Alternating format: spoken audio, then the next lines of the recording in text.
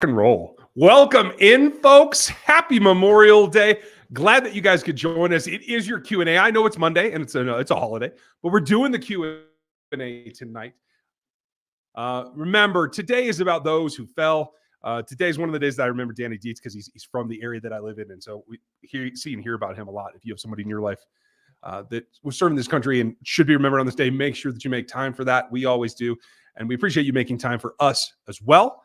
This is RGR Football. My man Dan Harms is running the show. I'm just here to clean up the stuff, whatever. I'm Ryan Tracy. Oh, that's news to me. This is RGR Football.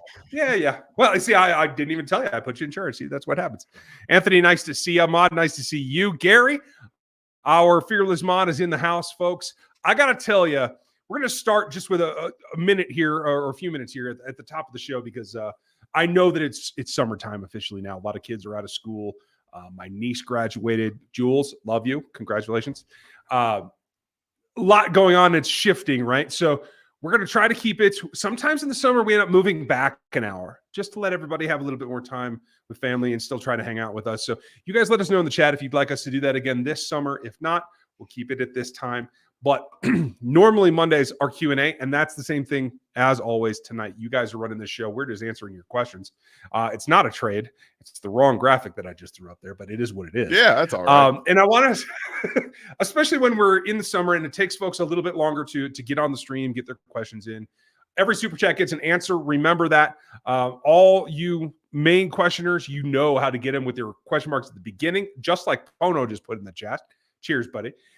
That's the easiest way to get on the show, and we'd love to have you on the show. So get them in there. If you want to support the channel some other way, you can grab one of the memberships. You can get in, just do super stickers. You can do whatever you feel like. We appreciate you. This is the fun time of year where it's shifting away from the draft and team building and more towards dreaming. What's this next season going to be, right? And that's what this whole thing has brought me to, Dan, and where I want to start tonight as we preamble. We're going to give you a topic up front, let everybody get into the chat, and then we'll hit all your questions. We're going to try to keep it to an hour as we usually do. But this whole thing, Patrick's mentioned it twice now. We're putting the deep game back in this plan, and Hollywood making one-handed catches in OTAs. That's great. My gut reaction is like, okay, I'll just wait until it's the season. But still, it's Xavier Worthy coming on. It's the ability that that you can send Kels on a 4-vert pattern and get something done. Wiley's an athletic guy as well. You still have other options, including Justin Watson, that can move. KT, he can move as well. The deep game is there for the taking if they decide to build around it. I'm glad to see that at least they're starting that way. How do you feel about it? And do you think that it's something that has to be emphasized and will be when it comes to the season? Yes. I think it absolutely does. And because defenses knew how to stop the Chiefs last couple of seasons in terms of the deep ball, because they didn't have burst. There was nobody on the roster that could burst past you in terms of that quick 0 to 30 speed, okay? 0 to 30 is the most important part of having true deep speed, because as we saw with MVS, yeah, you can get behind the defense all right. It just takes a little bit longer to actually get up to speed. So for this team, specifically for some of the pieces that they drafted, Sky Moore, to function properly, you need to create space underneath. And how do you do that? You make defenses feel speed. Both Xavier Worthy, honestly, Rashee Rice has burst too, and Hollywood Brown all bring quickness and get up ability to this offense in order to continue to create the separation underneath for Travis Kelce, for Sky Moore, for even Kadarius Toney, because as much as he can go deep, you want him as a yak guy.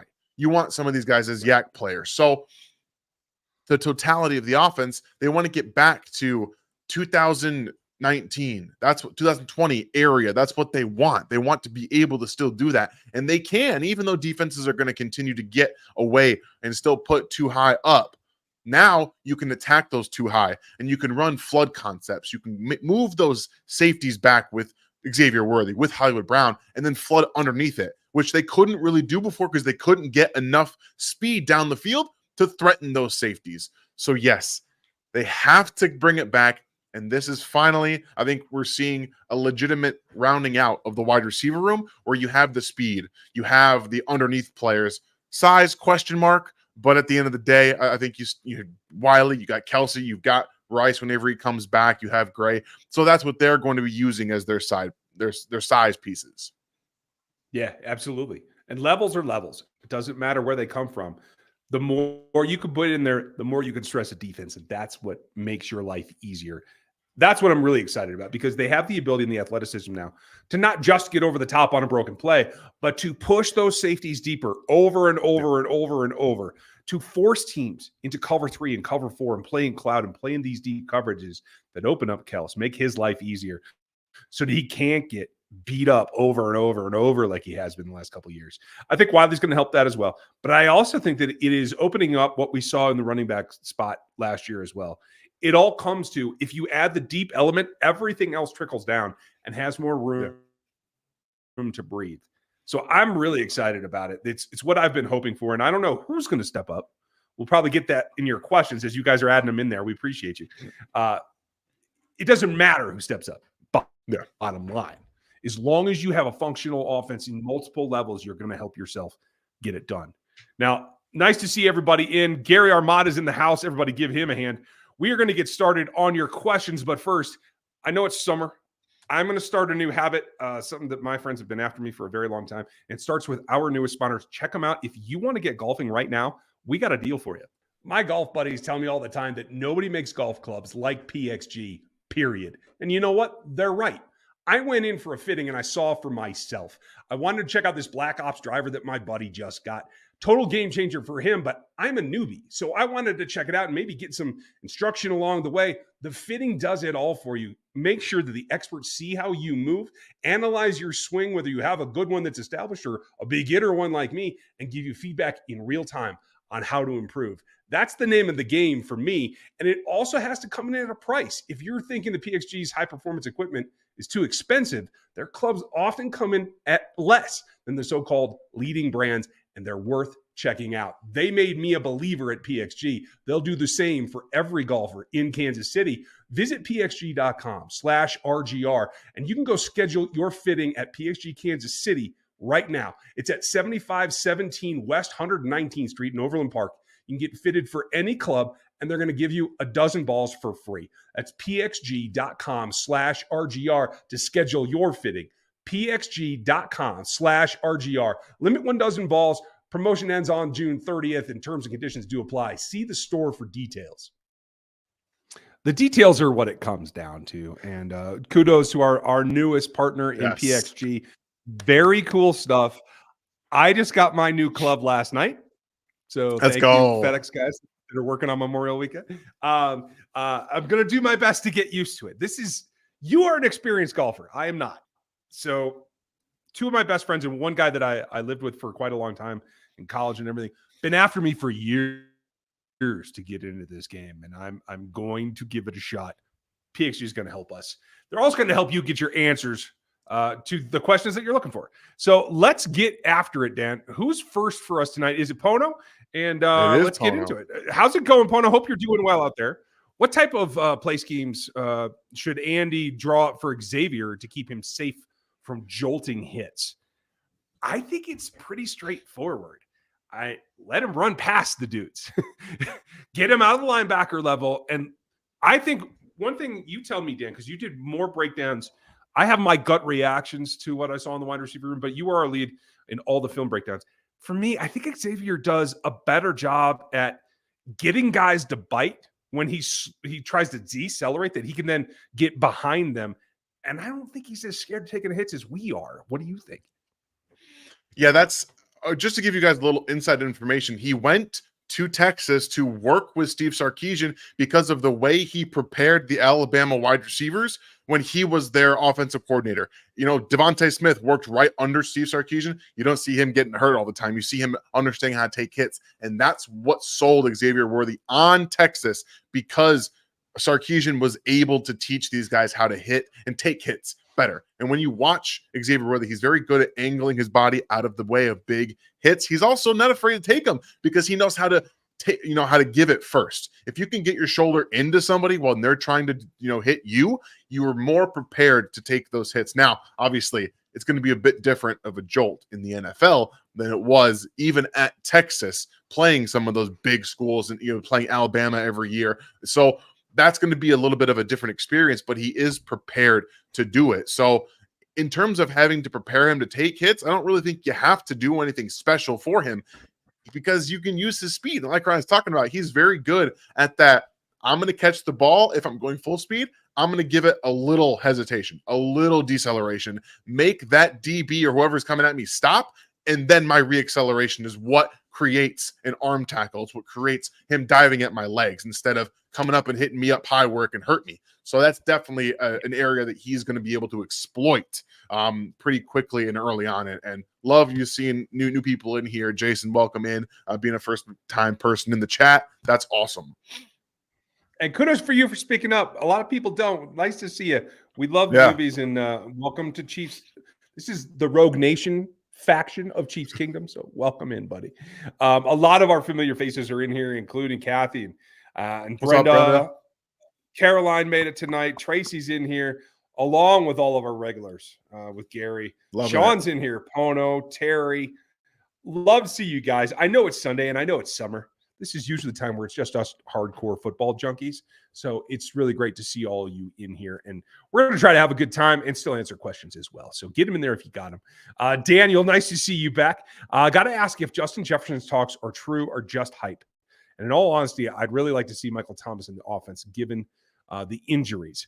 Now, in terms of Jefferson sitting out OTAs, and what is he pushing for? I think it was 33 was the number I saw. 35 probably is going to end up getting. I think it's true. I mean, there's no reason not to. There's no question in my mind. Is there in yours that he's the best receiver in the league? No, there's no question. Take it. Take it for what you got. Yeah, I mean, dang. It is what it is, man. I mean, everything's exploding. I mean, honestly, with the balance that they have in Miami, if Tyreek surges and does hit 2,000 yards, he could take that mantle back. So right now, while you are the clear number one, take it. Take it for all it's worth. It's a good time to have a contract coming up. We know about the contract here. As far as Michael Thomas, I'm all for it if he can be a part of a team. He's used to being the guy in a wide receiver room, and this team he won't be. If he comes in, he will be the fourth option at best, in my opinion. And he's got to be able to play a bit role and be happy with it. I'm not sure that that's in that guy's makeup. What do you think? I think it is, specifically because he finally got out of New Orleans, and he knows he's over 30 years old, multiple season-ending injuries. His time for being a number one receiver is over. It is over. His time now is to win a championship, is to not be rode into the ground with 5-yard outs and slants and all of these things where everyone knows you're getting the football and you're getting smacked in the face by linebackers.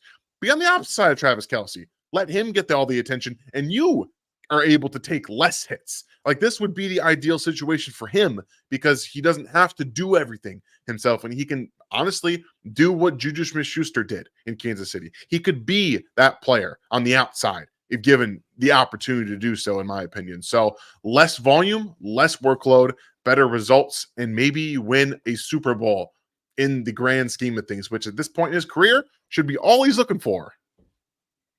Right? Yeah. I mean, he should be paying to get a chance at a Super Bowl right now, not looking to get paid. I'm totally with you there.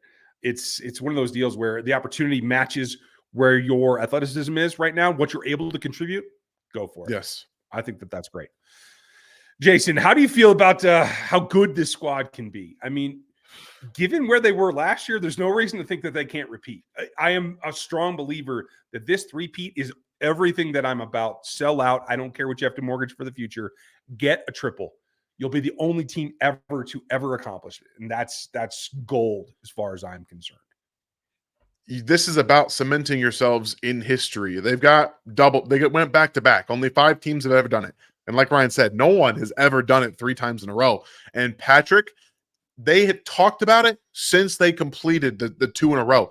It's not over. The mentality has been 3 since they won 2 years ago. It has not been, obviously it's always go back to back, but then it's there. This is not a team, not led by people who are okay with 2 in a row. And I know it's funny to talk about in those those grand schemes, right? Because we're sitting back and everyone's like, can we just get one? No, they're looking for 3 in a row. And that is, it's a special time. We say it all the time on this channel. Chiefs fans, be in this moment. This is the golden era of Chiefs football. We get to talk about it, which is insane. And the fact that we are all living in it, appreciate it, because it's not always going to be here. So right now is the time, and they're looking for 3. And I believe, like Ryan said, that they can actually do it, because I think their offense is going to be better. Yes, their defense might take a step back, but it can account for what that take back on the defense is, because I do believe the offense is going to be that much better this year. Yeah, I'm with you. It's just, I got to pinch myself a little bit. I started writing and podcasting when Todd Haley was still the coach of this team, folks. That's when this all started. So to be where we are today versus where we began in one form or another, it's hard to realize at some It's point, crazy. you know? It's tough. And thanks for the question, Jason. Nice to see you. Hi, guys. Hope all is going well. Which sophomore is likely to have a breakout season this season, aside from Felix? And I think you nailed it there. Like, you have to hope that it's Felix. Yeah. I mean, let's be real. We told you at the time it's going to take a little bit of time. He needs that first season. He earned that. He deserves that, because he was drafted in a place that puts pressure. He was drafted in a place, much like Clyde was, where they didn't rank there to begin with, and so the expectations pile on.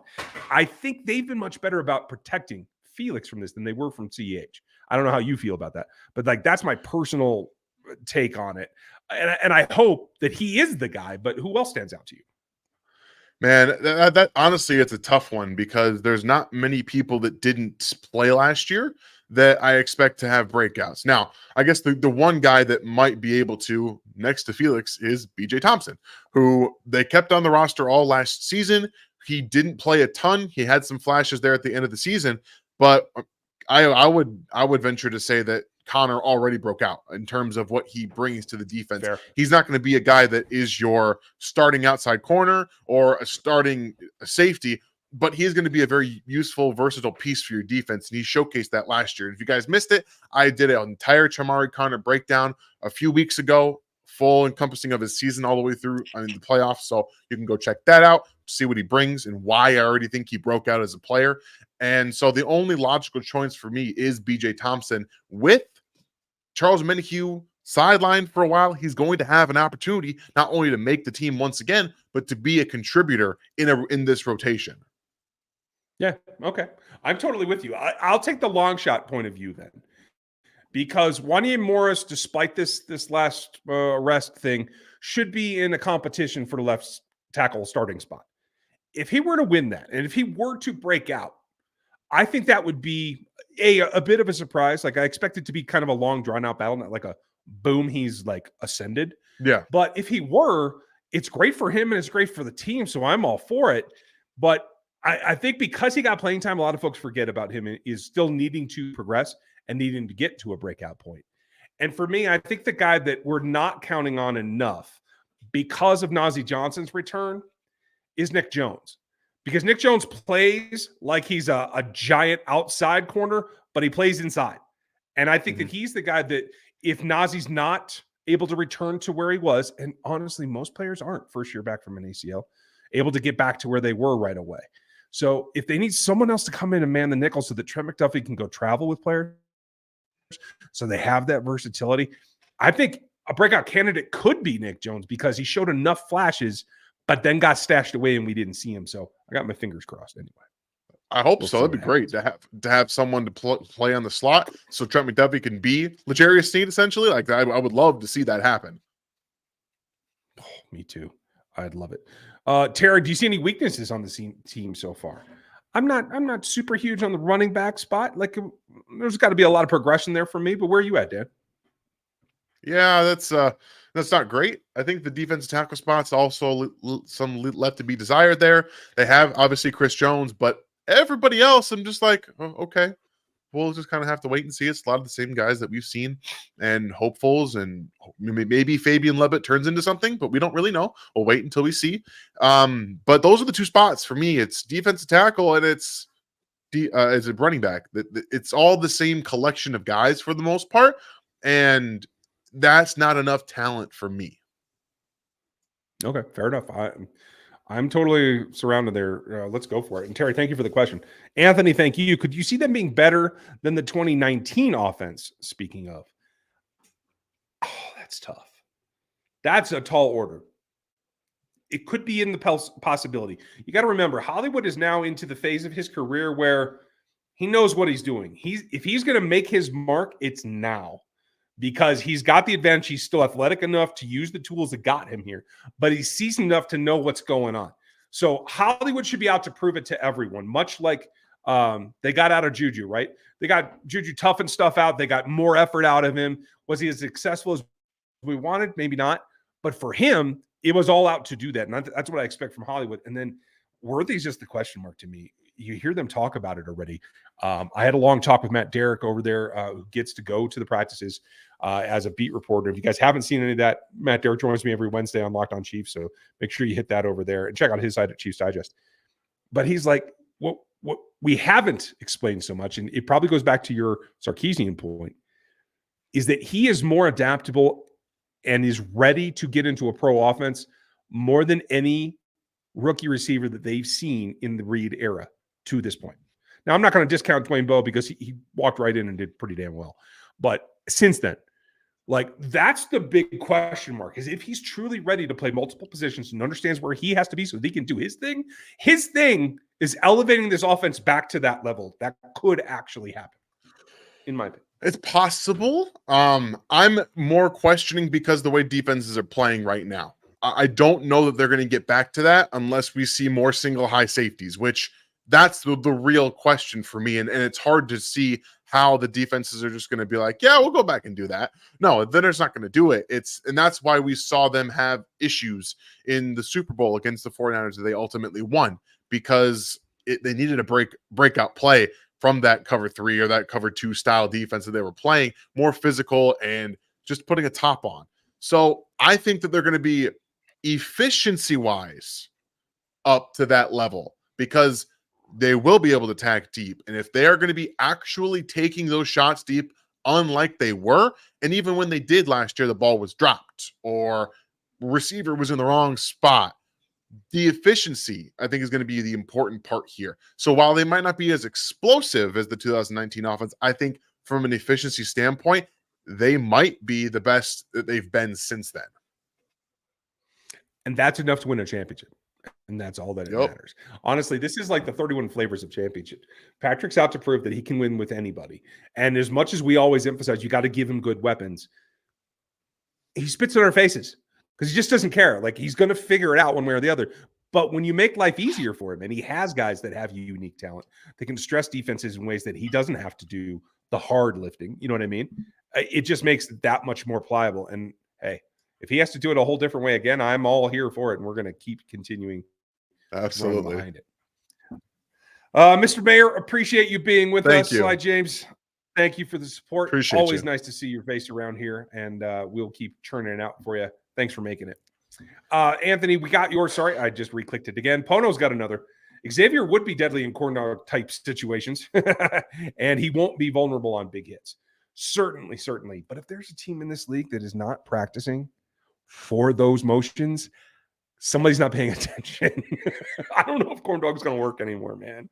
I mean, let's be honest. They did it 2 years in a row in the Super Bowl. Essentially, that's what McCole Hardman did. It was the same thing. And they still got defensive backs confused. They just have to window dress it a little bit differently this time. Instead of maybe they do a screen on the opposite side this time, draw the defense in. Oh, we got McCole Hardman or someone else doing a corn dog on the opposite side. It's all about the window dressing now, right? They did it twice against the Eagles where there was just the jet motion and then bot back. This time you had a little bit of a different feel with it and just all about the window dressing. And Andy Reid is the king of window dressing because he's not only been the screen master forever, he's got the best screen game in the NFL because he just changes a little bit differently each time.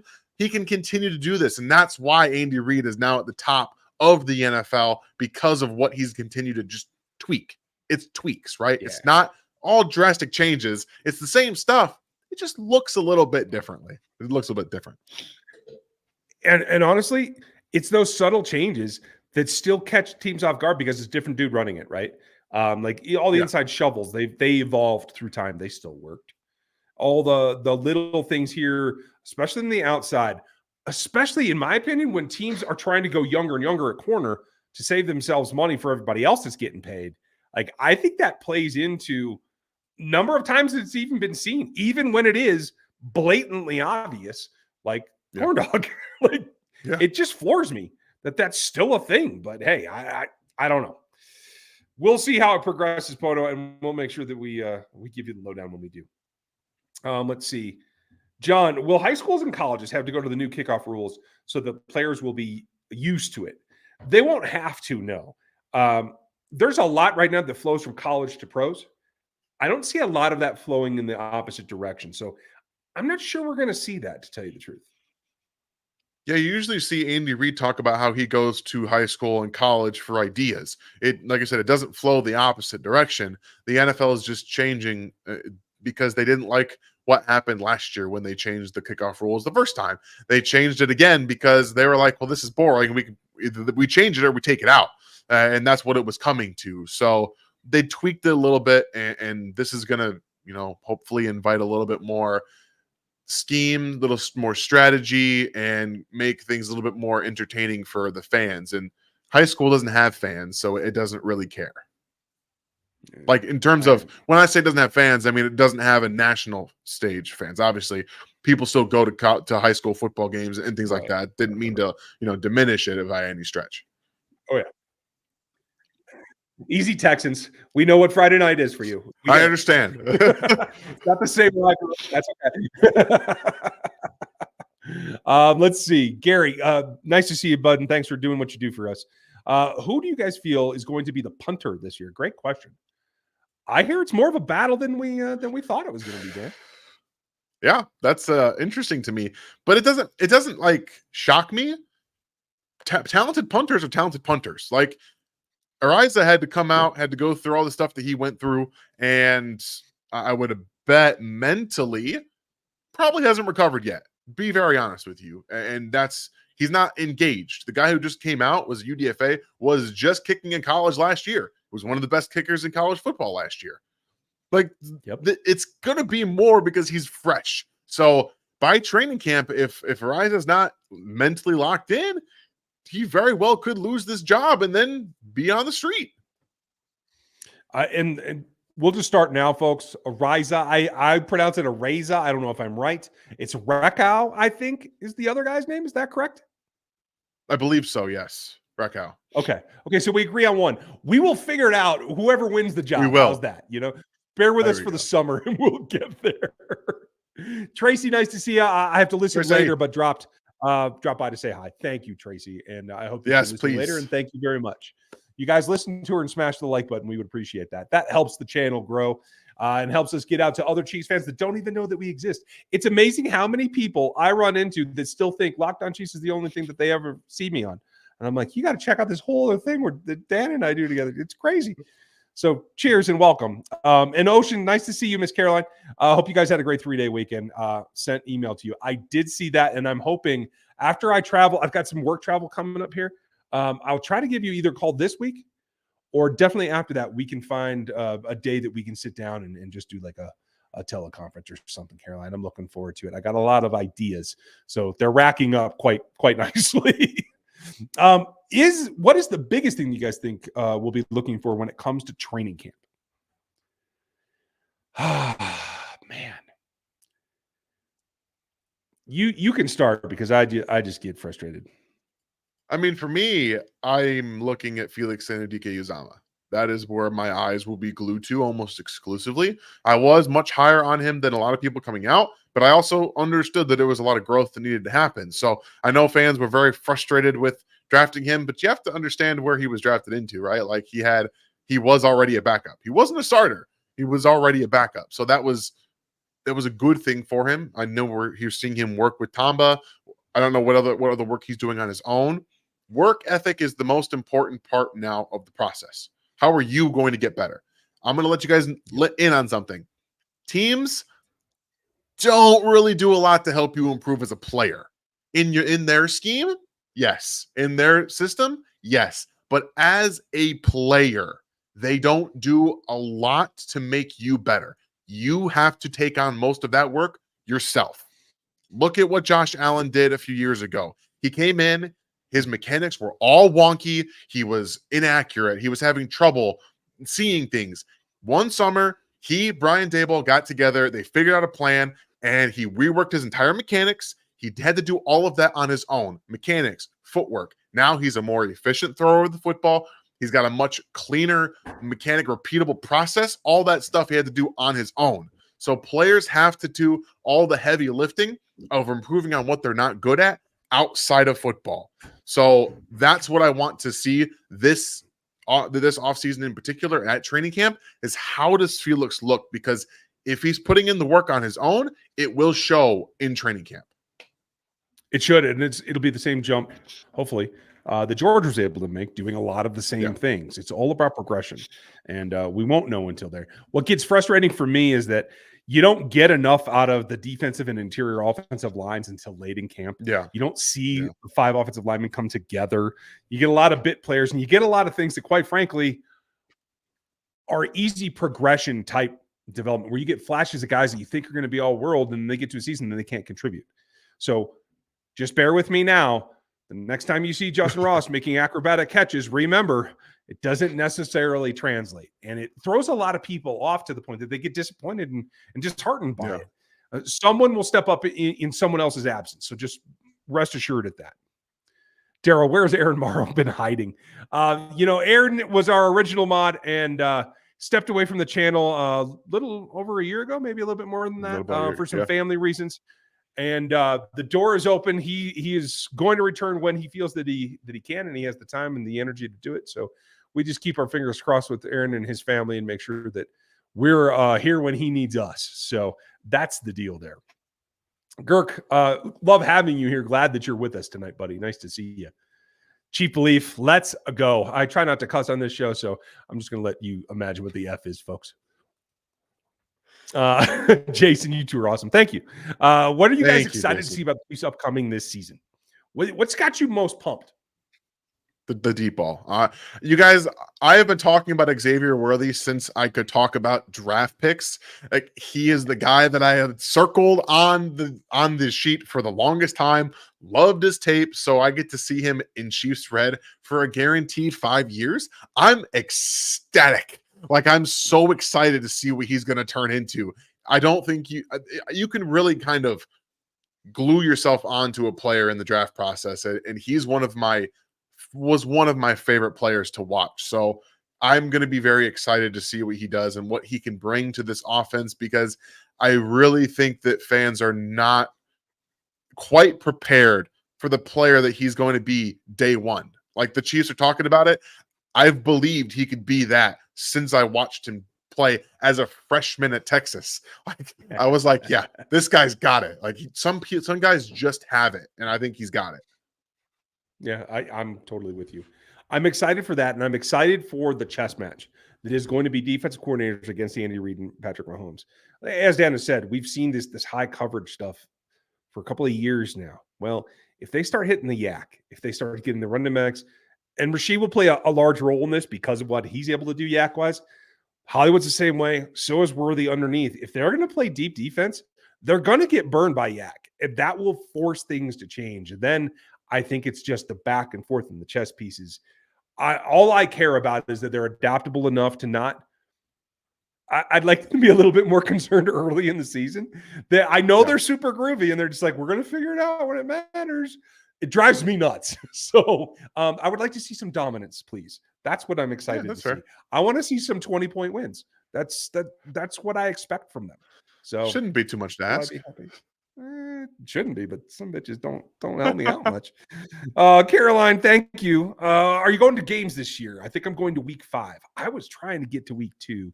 I don't know if that's going to happen, but I think there's an October game I may be able to get in town for. What about you, Dan? You got plans? I don't at this moment in time, it's a little too expensive for us to go because we want to take Avery with us this time. She's going to be, Yeah. 6 in December, and unfortunately, it's a little outside of the price range for us to go and be, feel like it's something to do, and that's unfortunate. But that's also the reality when you have a winning team, and I understand the economics of it. It's if I can find a way to maybe get credentialed this year as my last year in Kansas City, guys. I mean, I don't know, just saying. It Be would nice. it'd be nice. It'd be nice. Just Yeah. saying. And Dan, clarify for everybody before they have a reaction. He doesn't mean this last year covering the Chiefs or with us on RGR. Oh, no. The military rotation situation, correct? The life of a military family, yes. We'll be living somewhere else. It's the way that it goes. It's nice to be so close right now, right?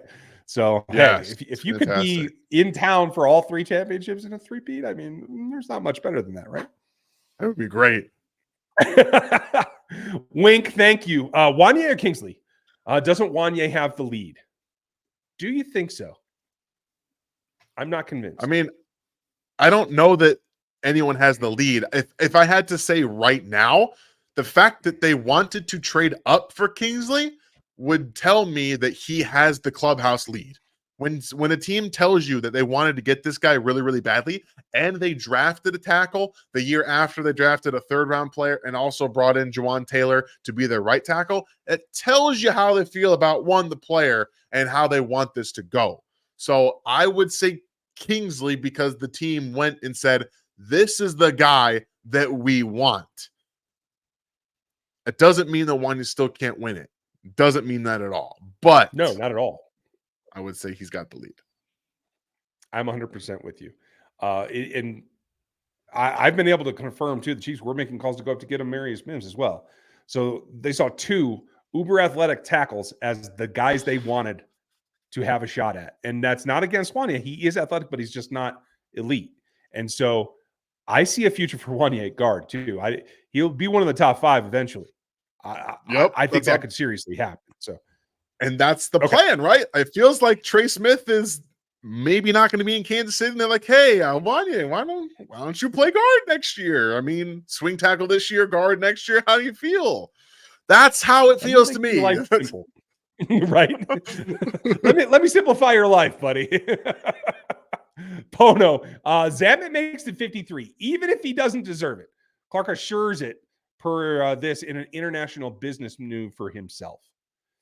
Oh, I see where you're going, Pono, but I'm not sure. Only because, depending on what they show of him in preseason, I don't think you're going to have to put him on the 53 to keep him. I think he'll be a practice squad player. I think he's shown enough from what I've heard about the reporters that are able to watch practice. He's shown enough of just getting into it that the natural way that he catches the ball in particular will be enough that he will make the practice squad. So I think it'll be if he shows out in preseason, maybe you're right, but I don't think it's necessarily just because of Clark. From what I'm hearing, if this 18 game thing goes through, we're looking at a possibility of having like a full slate of an international game every week in the coming years. Yeah, and I think that's probably yes something to do with Zamet, but I don't think that's it's a 1-to-1 myself. Where do you stand? I don't think that the Chiefs do anything strictly for looks. I think that they bring players in because they believe in them and they give them the opportunity to succeed. If they don't succeed, they don't put them on the roster. That's just, I mean, BJ Thompson was on the roster last year because he flashed multiple times. And they also knew they couldn't keep him on the practice squad because he'd get swiped up. Like, you have to make some of those decisions as well. So if Zamet shows enough in training camp and preseason that teams are sniffing around, there's also a good chance he makes the roster because you can use him still. Like, you could use him as a running back. You can use him as a slot or even as a tight end H-back type player. So he's useful in that. If he's flashing in camp and preseason, he's earned enough that you can keep him on the roster and give him a few touches here and there. And you make a very, very succinct point, especially given the new rules. If there's one play in American football that is now like Welsh rugby, it is the new kickoff. So if he's going to earn a spot in any way to contribute to the team, it might be in that role. And let's help Xavier not take extra hits. That works for me. I don't have a problem with that. There's always something going on in the background. Brian reminds us, please, if you guys would like this video by hitting the thumbs up, that would appreciate it. If you just found us, if it's a random Tuesday or Wednesday and you're just seeing this, we're not live anymore, folks. That's on Monday night at 7 Central.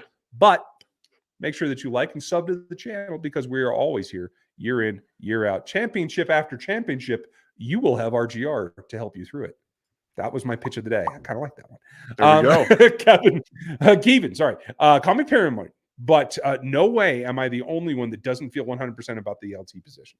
Why isn't Donovan Smith signed yet and designated as the Chiefs' mentor to Morris and Kingsley? That's a very good question. The mentorship aspect is an interesting one there. I just think it's physicality. I think he's going to be like, if they feel they need a back, I think it's going to be like Pennell last year. Listen, buddy, we'll call you in October. Just enjoy the couch. Take it easy. Keep your joints loose. That kind of thing. I'm more of the opinion that it's going to be for training camp. I think he's going to end up being more of a camp body. He doesn't need OTAs and stuff. Like, he just doesn't need that. But he will. I think that they don't have enough. Personally, don't think they have enough depth at tackle.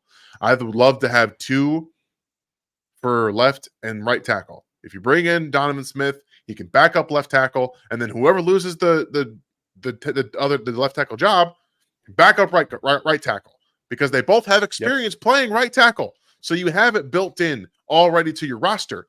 That's what I think is going to happen because, like I said, he doesn't need this whole process beginning. Doesn't need OTAs, all that other stuff. So he can they can bring him in, work him in training camp, and just have him be there as the backup when the time comes. I agree. And I know some of you are screaming, what about Lucas Niang? Lucas has to take a big step forward if he's going to compete to stay on this roster. I'm having trouble seeing it from here. Ben, nice to see you, buddy. You guys do great Chiefs content. Thank you. Been a subscriber for 3 years now, Ben. Dang. Well, thank you for being back. And I know I saw some other comments for you. I hope I already got them if I didn't.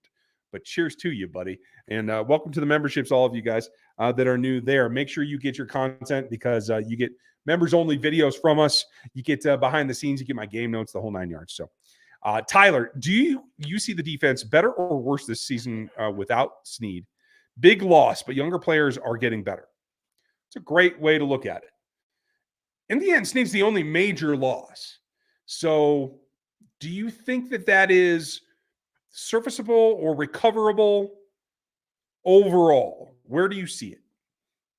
I think the combination of Willie Gay and L'Jarius Sneed is going to be felt a little bit more in coverage early on than they wanted to. Like, it's not what you want, but you're going to have, I still think they have enough to get better.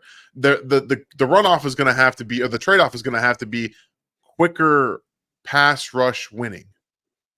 Like that you have to be able to trade off somewhere. You can't just lose Snead and Willie Gay in pass coverage and be the same pass rush unit next to Chris Jones and think you're going to get better results. That's not going to happen. It's just not. So you have to have a little bit more pass rush quickly winning. So whether it's FAU stepping up and being that quick winner, or Karlaftis winning it quicker more often, or whoever they have as a pass rusher next to Chris Jones, somebody has to take a few more pass rush reps and win a bit quicker to help with the back end catching up early on in the season. I think down the stretch, they'll be fine, as they usually are, but early on in the season, there'll be an adjustment period.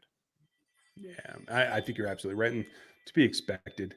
You went exactly where I was going. I don't call Willie a major loss on the field. What I do think is going to have an effect is his attitude and his enthusiasm. He brought energy to this defense, and that's going to be felt across the defense. So I do expect a little bit step back. Statistically, can they still be a top 10 defense? Absolutely. Yeah. It's just going to have to be how you get there, who rises when, and what losses they have to suffer in the meantime. Mac, will Justin Reed be our kickoff guy since we might not want Bunker tackling a kickoff returner who has broken free? I'm fine with Bunker tackling somebody. I think he can lay a hit on somebody. Am I wrong? Kickers have had to be the last line of defense for forever. So I'm not too worried about it myself. I think that's what they are inevitably trained for. Like, they do know that they have to tackle if it comes down to it. And we've also seen Bucker be the last line of defense multiple times and actually get the guy out of bounds or do enough to hold him up so someone else can get it done. So I'm not too worried myself. Okay, fair enough. And Mac, I will say this too. I felt like Justin took a big step forward last year. I don't want to see anything detract from that. So I would not give him additional duties myself. Hanneman, hope you're doing well. Also, which rookie quarterback would you say is primed for the best season? Please say Jaden Daniels. I hate to tell you, buddy, he still plays in Washington, so it's not Jaden Daniels. Who would you choose?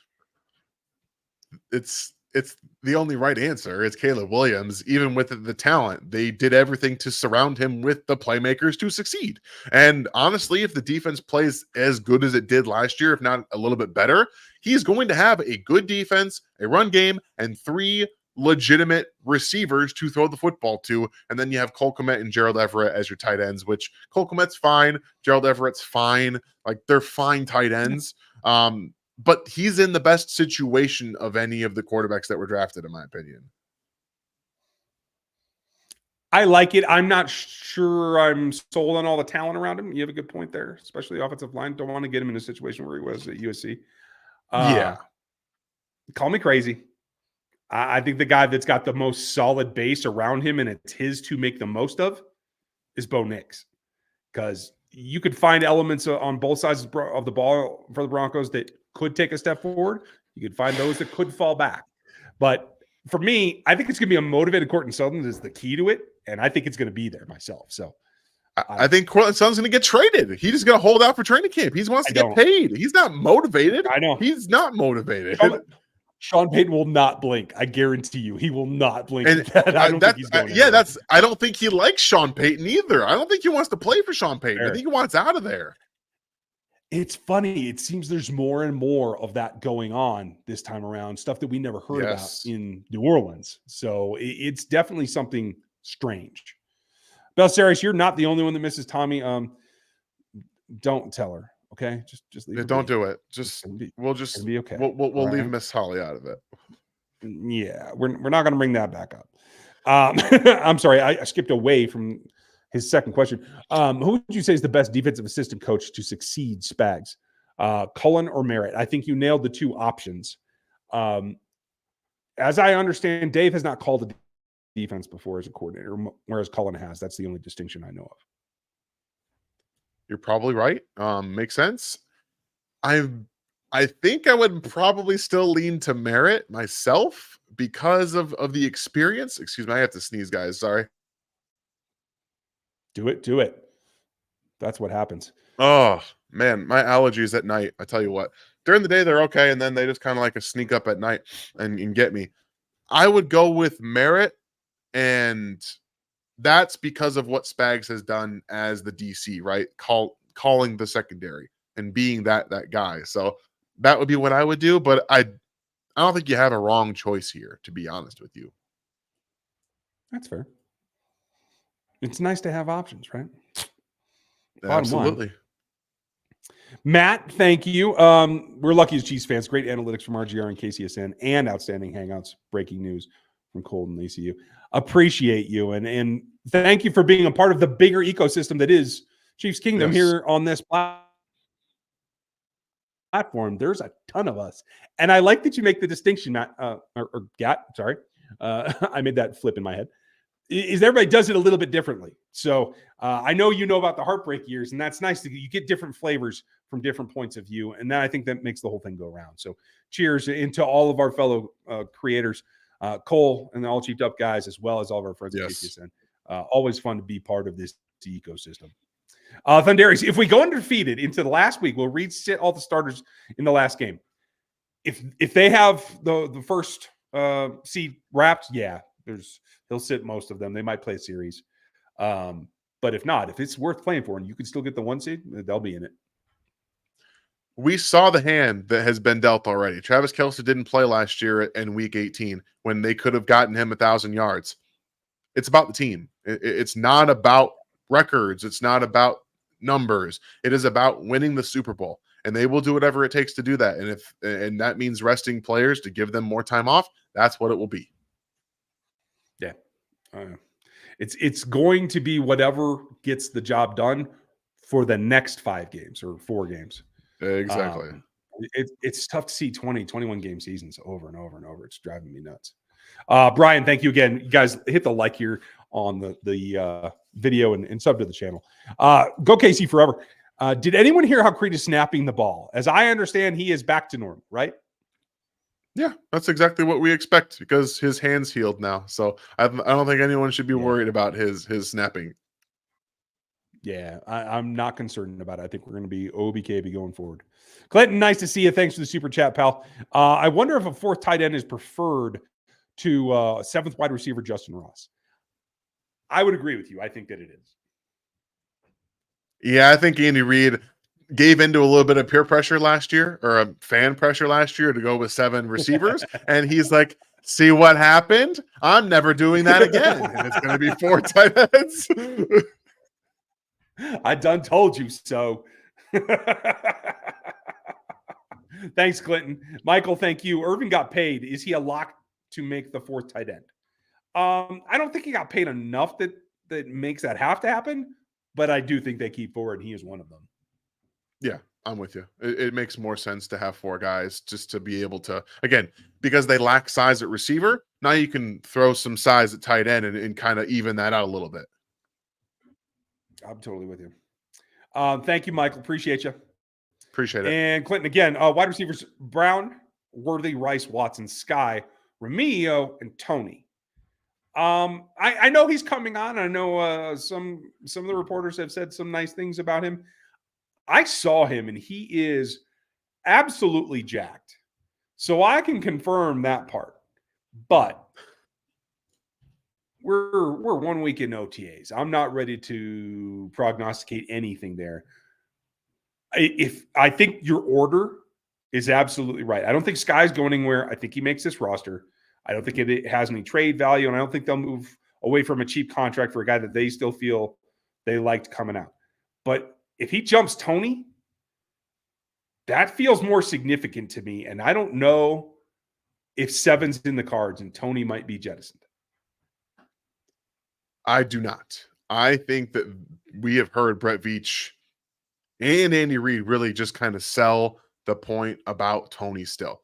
They believe in the talent too much to release him, specifically when it's not going to save them money.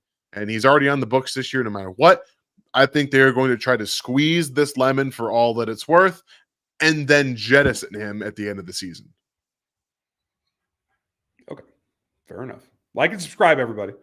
I think you're right. You got to read the tea leaves. Sometimes they just are what they are. Steve, good question. Do you still feel that they need a veteran wide receiver coach? I think that would be a great idea. And that doesn't mean that you have to get rid of the coach that you have. You can have 2 guys coach a position.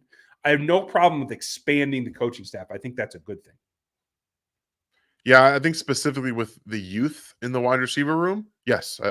When you have youth in the wide receiver room on top of a young, inexperienced wide receiver coach, that rubs me the wrong way. I'll be very honest with you. And that's why we're all kind of harping on maybe bringing in a veteran receiver. If they were to bring in a wide receiver coach that's got more experience and maybe played in the NFL at some point, yes, I'd be all over that. Yeah, I completely agree with you. Let's see. We're going to wrap it up with Michael, folks. Thanks for being here. Make sure you like, sub, hit the bell. Hit the RGR store for this, although Dirty just got one in, so we're not going to wrap up with this. Do you see the shirt Pat was wearing at the Mavs game? Just said 3 on it. I did not see that, but I'm not shocked, and I'm very happy to see that. Let's stay focused. Let's tell the world we know what we're going after. Stop us. I dare you. Absolutely. He's always locked in. He knows what he's got. He knows what he's doing. Yeah. And keep it. And every dude on that roster who saw that goes, well, damn, I guess we know what we're trying to do. No questions. Focus. Just got here, Dirty. Thanks for jumping in, buddy. We're about to wrap up, but Rice suspension going to affect how many wide receivers they keep. I don't know if that's the case. The team will, by the time cutdowns come around, will have an indication from the league whether it's going to happen this year or if there's a chance that they might let it go till next year, depending on whatever court dates are involved. So there is a possibility there. But yes, there's also the thing that you can always rotate wide receivers up from the practice squad. So I don't think Justin Ross has done anything, and I mentioned him just specifically. He and Remigio are in the same situation. Were they not in the top 6 and they only keep 6? I don't think either of those guys has a bunch of teams rushing to go grab them. No, you're right about that. And I'm glad you point this out here for one of the last questions here, Dirty, because this week I've held off on it and I'm finally getting to the Rashee Rice breakdown. We are going to talk all about him. We're going to talk about the situation that he's got right now. We're also going to talk about the growth.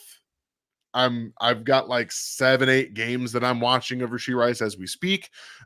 We are going to get into the weeds and why it was so necessary for them to funnel him the football when they didn't have anybody else to catch it. So that's what's going to come up on Wednesday for you guys in the next film room.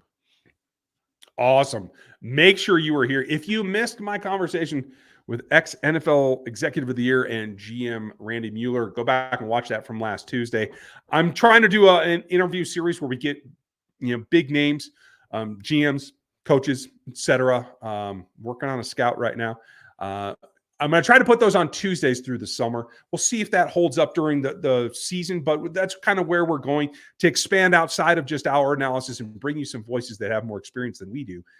It's getting to the point now where if you've got 20 years plus in this league, the number of people been doing this longer than me is getting thin. So we're going to keep pushing onward and upward at this point. So make sure you keep watching out for that.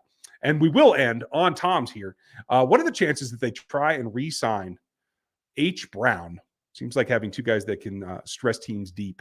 It always throws me because I can still think of him as Marquise. So yeah, Hollywood's output is going to have a big impact. You got to think that the plan starting is something that you mentioned last week, Dan, that is really a 1-year prove it kind of thing so that he can go elsewhere and make a bunch of money, right? Because you still have trouble seeing them commit to a large salary at the wide receiver position. But we never know what the TV money is going to do. We never know what else is going to happen or if they feel like they're going to get a break somewhere else. Joe Tooney's future is going to be a portion of that because he's I think the 4th highest salary in cap space this season. Projecting to 2025, that would be significant as well. So there are a lot of factors that could come in there, but right now, I think I'd put it like 10% probably. Where are you? For me, it comes down to health and how comfortable he is in the locker room. Those are the only 2 things that I'm even considering. I don't care about the numbers he puts up because I don't think he's going to get close to 1,000 yards because of everybody else on the roster. If you were to tell me that next season their number 1, 2, and 3 receivers are Xavier Worthy, Rashee Rice, and Hollywood Brown, I'm feeling really good about that. Like, I'm feeling really good about those 3 players because they're all still under 28 years old. Like, Hollywood Brown's 26 years old. He turns 27 during the season. That is youth. If he's showing health and he can live in this environment where he doesn't have to be the one, where he's not forced to put all the emphasis on the deep ball on him, it makes everything better. Because when Rashee Rice comes back, that is going to offset some of the things that they will be missing when he's not there, and it will put less stress on Hollywood Brown to have to do those things. So if he's mentally locked into the locker room, he stays healthy all year, I think there is a much greater chance that they sign him to a nice contract and for 2-3 years. And they say, you stay here. This is where you're going to be best. You don't have to stress yourself too much. Your body won't take as much. You'll be able to effectively help Patrick Mahomes, yourself also maybe win some championships. So I think that while we've heard Brett Veach talk about this is a 1-year thing, I believe that it can actually turn into more, especially if he stays healthy. Yeah, I mean, that's going to be key number 1 all the time. Thank you, Michael. We appreciate you and the questions. Miss Brenda, nice to see you. Thanks for being with us. For all of you, thank you for spending your Monday evening with us. Happy Memorial Day. Hope you made the most of it. I am very, very excited for what's coming, so keep it here this week. OTAs get cranking up. I think it's 4 practices this week. We'll have more reaction for you coming up. So enjoy it. Happy Monday night. Thanks for being with us, and we will catch you next time.